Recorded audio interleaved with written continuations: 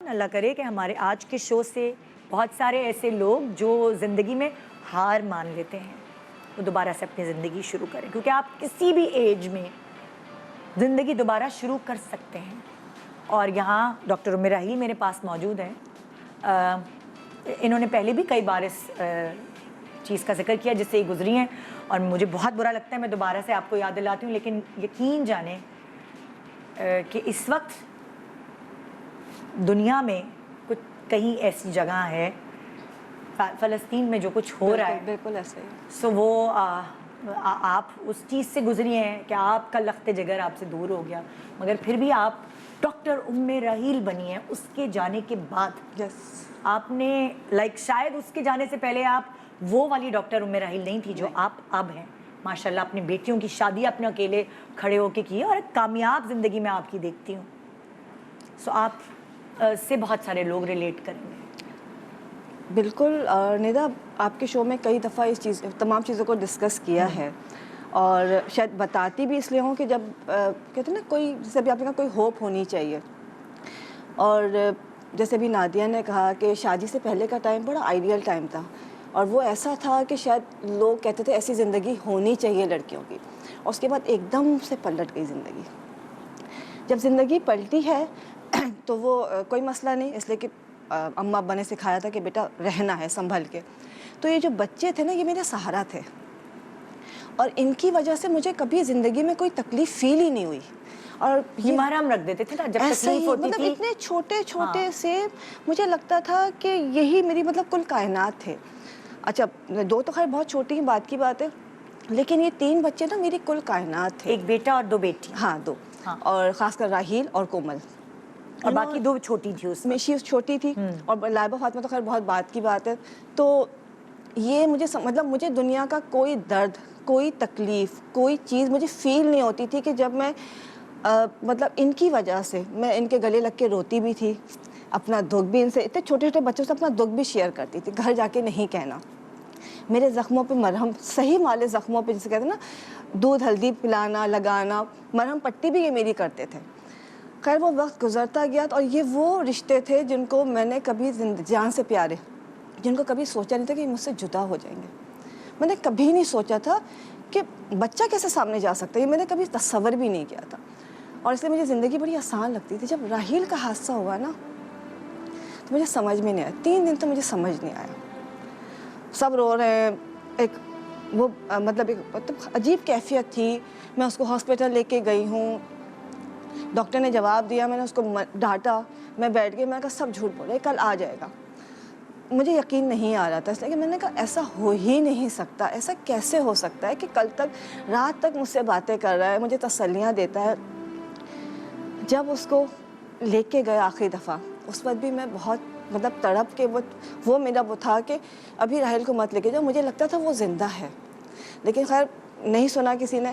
کتنے دن، میرے خیال میں مجھے یاد ہے مہینوں میں قبرستان جاتی رہی، میں کہتی تھی مجھے ایک دفعہ قبر کھول کے دیکھنے دو، میرا راحیل زندہ ہے، وہ پتہ نہیں کیسے ہوگا وہ۔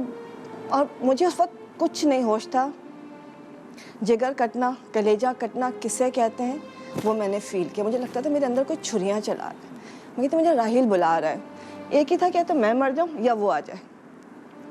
وہ ایسا ٹائم تھا، اور اس وقت آپ کی 4 بیٹیاں آپ کو بالکل نظر نہیں؟ کچھ نہیں، مجھے کسی سے کوئی غرض نہیں تھی، کیسا کام، کیسے بچے، کوئی گھر، کچھ نہیں تھا۔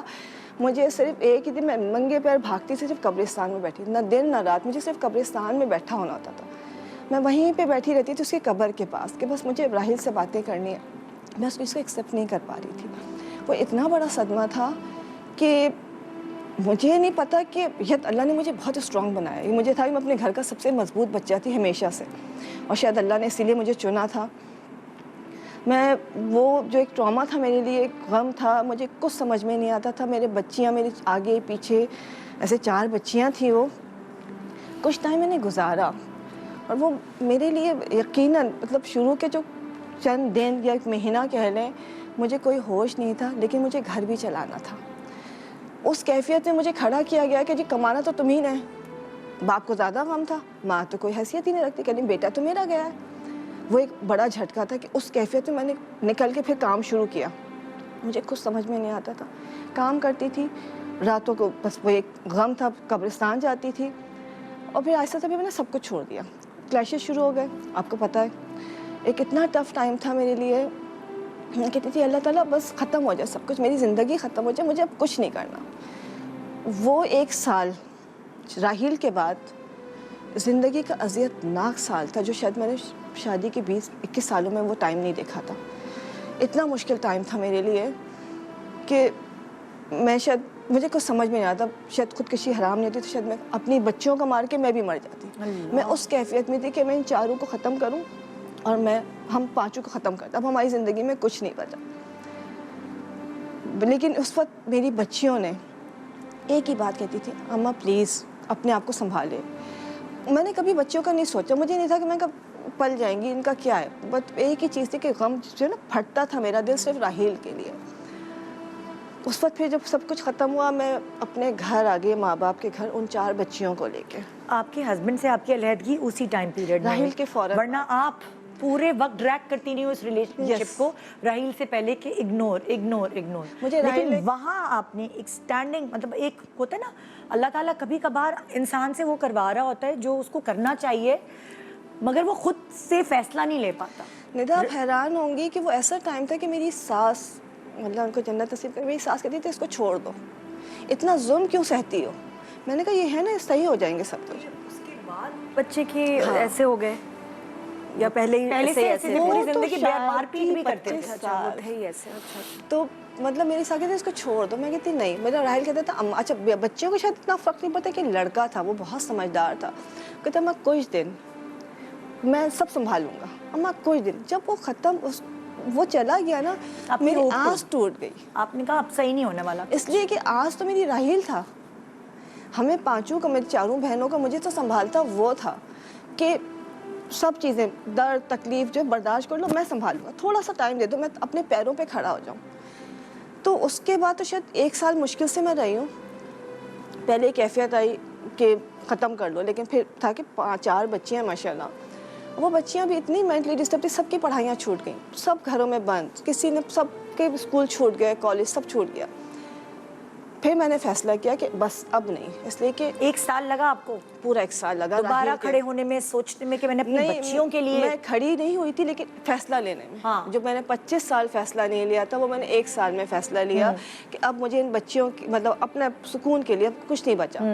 میں گھر جب آئی تو میرے لیے راحیل کے بعد ایک بڑا صدمہ تھا کہ اتنے لوگوں نے کہا اس عمر میں اب جب تک زندہ, اب تو تم کچھ دنوں بعد مری جاؤ گی, اب بچا کیا ہے. لوگوں نے یہ کہنا شروع کیا کہ میرے سسرال والے سب, اب کیا بچا ہے تو اب کچھ دن اور گزار لو, جہاں اتنا سا ہے وہاں پہ اور بھی کر لو. میں نے کہا لیکن اب میرے زخموں پہ مرہم کون رکھے گا, اور میرے بعد ان کی باری ہے, مطلب جو میرے ساتھ ہوتا ہے اب ان بچیوں کے ساتھ ہو رہا ہے. میں کہا اچھا گھر آ کے تو وہ جب ماں باپ کا پیار ملا تو میں نے پھر سب کچھ چھوڑ دیا. پھر میں نے سب کچھ چھوڑ دیا. اب مجھے نہ کمانے کی فکر تھی نہ کچھ تھی. تو اس وقت میری بچیوں نے ایک دن مجھ سے آ کے کہا کہ اماں آپ کا بیٹا صرف راحیل تھا, ہمیں کون سنبھالے گا.